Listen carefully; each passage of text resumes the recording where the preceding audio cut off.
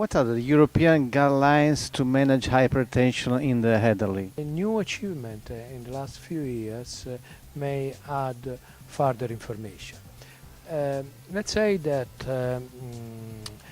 randomized clinical trials have demonstrated that antihypertensive treatment is very effective in reducing morbidity and mortality in the population of elderly hypertensive patients.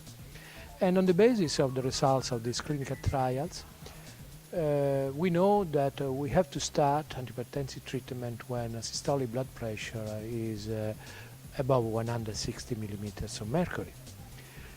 And with the aim, according to these results, to reduce blood pressure to a value between 140 and 150 millimeters of mercury.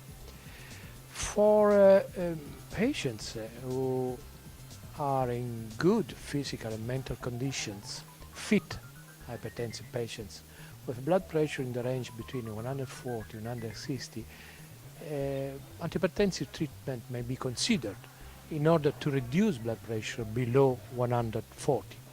And this conclusion is reinforced by the results of recent clinical trials. This goal blood pressure, this target blood pressure, can be maintained even if patients becomes octogenarians.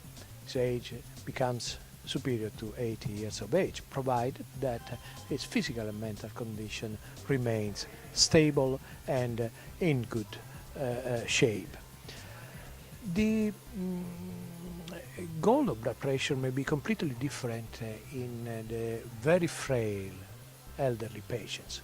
For instance, those with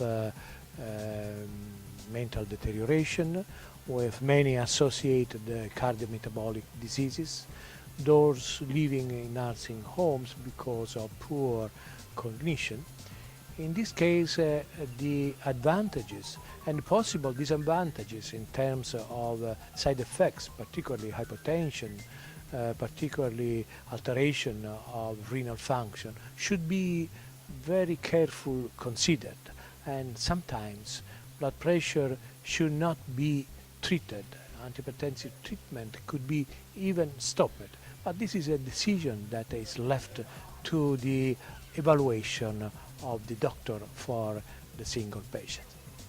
As far as the choice of treatment, we have evidence from clinical trials that all main classes of antihypertensive drugs may be used for the initiation and the follow-up of treatment.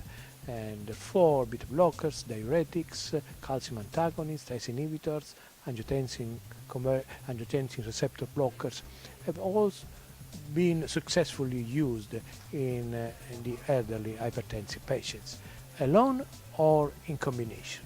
However, in the elderly, it is prudent to start treatment with monotherapy, perhaps using small doses. And at the end, if this is not enough, to add another drug, more than starting immediately with a combination of drugs. We have to be careful because treatment may induce side effects, particularly when blood pressure is reduced below 130 millimeters of mercury, and may reduce renal function. The last point to be considered is the relation between hypertension and cognitive function. There is evidence from many observational studies that high blood pressure in midlife is associated to an alteration of cognitive function in the old age. And there is some evidence that careful antihypertensive treatment may prevent or delay the development of cognitive dysfunction. However, treatment should be started early, and the control of blood pressure should be appropriate. Some drugs may be more effective, but at present time the evidence is poor. So, in conclusion, treatment of hypertension in the elderly should be personalized.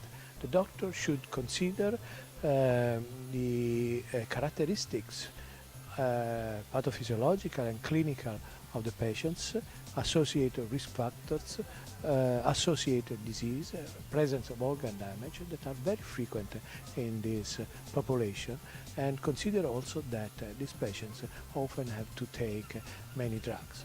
So the right treatment to the right patients, possibly also at the right cost.